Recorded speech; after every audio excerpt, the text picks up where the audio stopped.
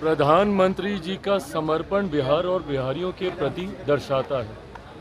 लोकसभा चुनाव में जो वादे प्रधानमंत्री जी के द्वारा किए गए थे, एक एक करके हर उस वादे को पूरा करने का कार्य प्रधानमंत्री जी हमारी केंद्र की सरकार के द्वारा किया जा रहा है। लंबे समय तक ये एक मांग थी कि पटना का एयरपोर्ट भारत के अलग अलग प्रदेशों का न सिर्फ उनके मुख्यालयों के एयरपोर्ट देखिए, बल्कि उनके बाकी के जो शहर हैं वहाँ के भी एयरपोर्ट काफ़ी विकसित रहे हैं। ऐसे में बिहारियों की ये मांग थी कि यहाँ पर भी वर्ल्ड क्लास का एयरपोर्ट होना चाहिए, जिसका निर्माण मौजूदा प्रधानमंत्री आदरणीय नरेंद्र मोदी जी के नेतृत्व में हुआ है। न सिर्फ इसका उद्घाटन बल्कि परसों विक्रमगंज में एक विशाल जनसभा को भी आदरणीय प्रधानमंत्री जी संबोधित करेंगे। और जैसा मैंने कहा कि जो वादे प्रधानमंत्री जी और हम लोगों ने लोकसभा में किए थे, विधानसभा चुनाव आते आते तक हर उस वादे को पूरा करने का कार्य हमारी केंद्र की सरकार के द्वारा किया जाएगा।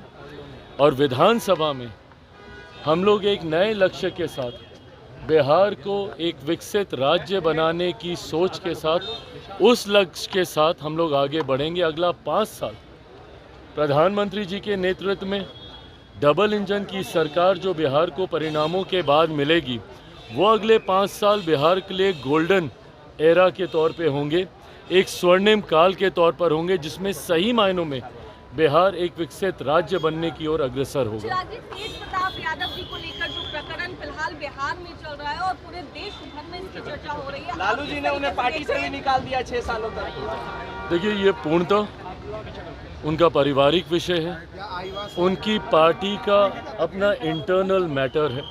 मुझे नहीं लगता कि इसमें किसी को अपने पक्ष रखने की ज़रूरत है।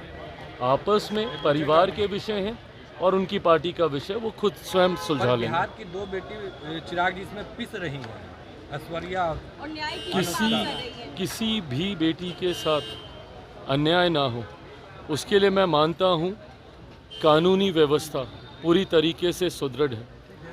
पर अगर उसके बाद भी अगर कभी कहीं ऐसा लगा तो ज़रूर अपने पक्ष को मजबूती से रखा जाए। बिहार में लगातार आपराधिक घटनाएं हो रहे हैं, राजधानी पटना में गोलियां चल रही है दिन दहाड़े चिराग जी। ये बहुत ज़्यादा चिंता का विषय है। और जिस तरीके से पिछले एक आध दिन में एक के बाद एक बिहार के अलग अलग जिलों में, पटना में जिस तरीके से एकदम निडरता से अपराधियों ने अपराध का तांडव रचने का काम किया है, ये यकीनन बहुत ज़्यादा चिंताजनक है। मैं मानता हूँ कि राज्य सरकार इसको उतनी ही गंभीरता से ले रही होगी और जल्द से जल्द दोषियों पे कार्रवाई की जाए, ताकि अपराधियों में जब तक कानून का डर भय नहीं होगा तब तक संभवतः ऐसी घटनाओं को अंजाम मिलता रहेगा। पर ऐसे में सरकार, राज्य सरकार को पूरी गंभीरता के साथ इसके ऊपर एक्शन लेने की ज़रूरत है, जो मैं मानता हूं कि सरकार जरूर ले रही होगी। चिराग जी, पिछले दिन आप तेजस्वी यादव से मिले थे, उसको लेकर कई मतलब निकाले जा रहे हैं और कह रहे हैं चिराग पासवान एनडीए को धोखा दे रहे हैं।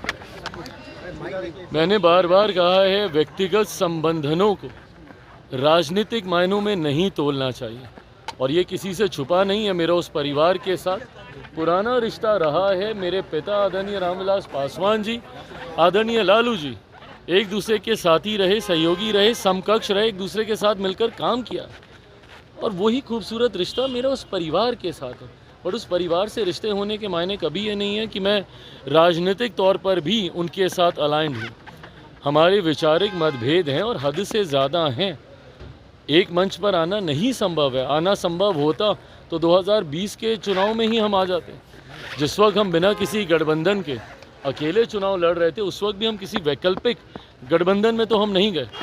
तो ऐसी व्यक्तिगत मुलाकातों को, और जिस मुलाकात का आप जिक्र करें वो तो व्यक्तिगत भी नहीं थी, वो तो हम सब जो कि पक्ष विपक्ष हर किसी ने इस खूबसूरत भूमिका को निभाया, जहाँ पे शहीदों के परिवार से मिलकर उन परिवार के प्रति अपनी सद्भावना हम लोगों ने प्रस्तुत करने का हम लोगों ने कार्य किया। उसी भूमिका में उस दिन तेजस्वी जी भी वहाँ पे थे, हम भी वहाँ पर गए। पर हाँ, ये पूरी तरीके से अगर मुलाकात मेरी व्यक्तिगत दृष्टिकोण से भी कभी होती है, आज उनके परिवार में एक और खुशखबरी आई है, हमारे भतीजे का जन्म हुआ है वहाँ पर, उसके लिए भी मैं उस परिवार को ढेर सारी बधाई शुभकामनाएं देता हूँ। कल को अगर इस दृष्टि से अगर हमारी मुलाकात होती है तो उसके भी राजनीतिक मायने नहीं निकाले जाने चाहिए।